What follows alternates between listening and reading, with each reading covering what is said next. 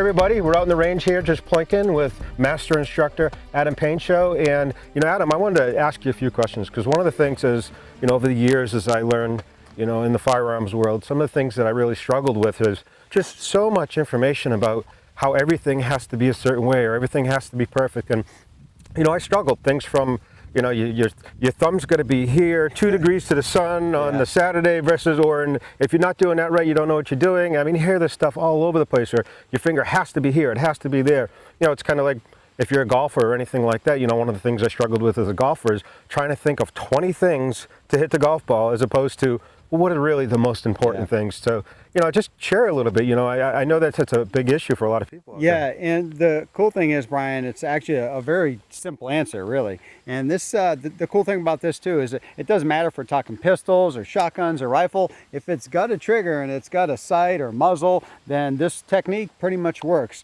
And what I like about this technique is what I utilize to teach is it's very simple and it's guaranteed as well. A lot of techniques out there, there's some, wiggle room in there, but this one's really, we're talking guaranteed facts to make you successful, or at least understand what you need to do to be successful. And what that comes down to with a gun is trigger finger discipline and muzzle management. So if I take this pistol here, which is clear and safe as you can see, what I need to do to be successful with this is I need to move this, we call that the trigger, without moving this, which is the muzzle.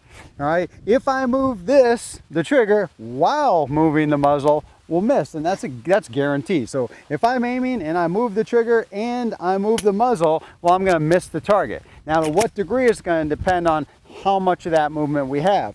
If I pull the trigger and it's just a little bit of movement, like that little anticipation you just saw, well, at 3 yards, that may only throw me off a couple inches. At 25 yards, I may have missed the target completely. So that's going to be a problem. All right, and that's pretty common. So that is basically moving the trigger and moving the muzzle at the same time, guaranteed to miss to some degree, right? So our goal when we're shooting is to move the trigger without moving the muzzle. And the way we do that is by use of our sights, specifically our front sight. I'll put my sight where I want the shot to go, all right? Or I'll point or aim where I want the shot to go in the case with a rifle. After I've done that, I've got my sights lined up. My goal is to move the trigger without disturbing the sight too much. We've talked about it before with pistols specifically. While we're up there aiming, the pistol has a tendency to move around a fair amount because we're alive, we're moving, maybe we've got caffeine in our system or things like that, or it's a windy day like it is today, that's going to move us around a little bit. But accept that movement, basically. So I'm aimed in and I'm accepting the fact that I'm moving around a little bit while I'm up there trying to stay as stable as possible, using my front sight as aiming reference. I'm trying to move the trigger without disturbing that front sight too much, and that's the goal. So move the trigger without disturbing the front sight too much. If you're able to do that, you're guaranteed to hit whatever it is you're aimed at. So what I'm hearing is you don't have to overthink it. The most important thing is keeping the most important thing the most important thing. Yeah, and that's it. Totally. Yeah, and yeah, that is a fact. Let's rule down some myths real quick. So, my grip has to be just right. I have to have what we call this master grip. It has to be just right. Well, how's this for a grip? Is that acceptable grip right there? Doesn't look like it. It doesn't look like it, does it? How about how much trigger finger I have on the pistol? I got to have it just the first pad of the finger, or this is way too much. How about this? Is this good trigger finger placement? I wouldn't think so. Probably not. How about stance? I need to be in this wide, aggressive stance. I need to roll those shoulders forward, and that's the way I need to be. Is this a good shooting stance? Probably not. Probably not. Probably not acceptable, right? Point I'm trying to make here is, one, those little things I showed you is certainly not standard. I wouldn't shoot on 1 foot, tapping my head, holding the gun upside down, shooting with my pinky. But let's take this.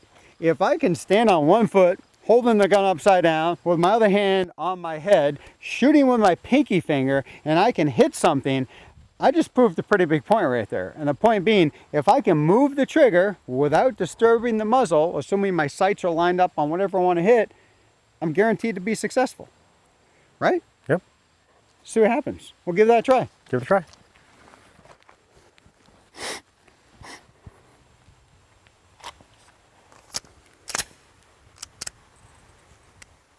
So there it is. Here's my grip.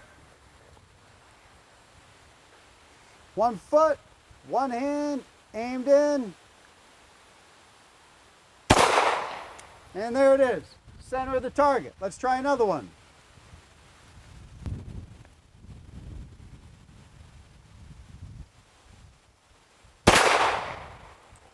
And another one.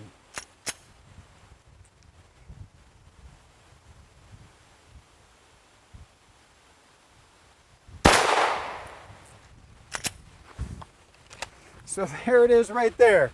Now, obviously not optimum circumstances. I would never advocate shooting like that, all right? But the reason I do that, and I do it occasionally, one, it's a good time, it's kind of fun, and two, it proves a really big point.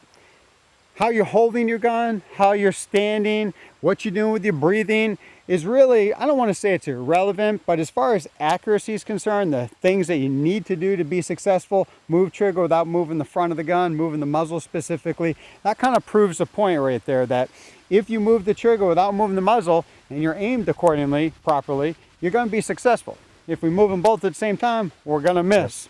So there are best practices, but we don't have to overthink it. Yeah, certainly. Yeah, don't make it too complicated. You know, here at E3 Firearms Association, you know, we're a big fan of keeping stuff simple and doing the minimum amount of work necessary to achieve the task. Specifically when it comes to shooting, our goal is to shoot, is to hit.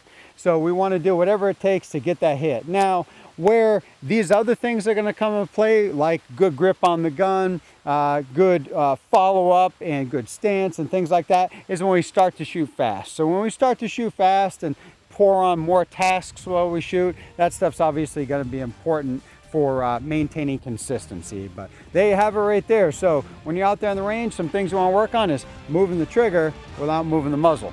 There we go. Awesome tip. Thanks, Adam. Thank you.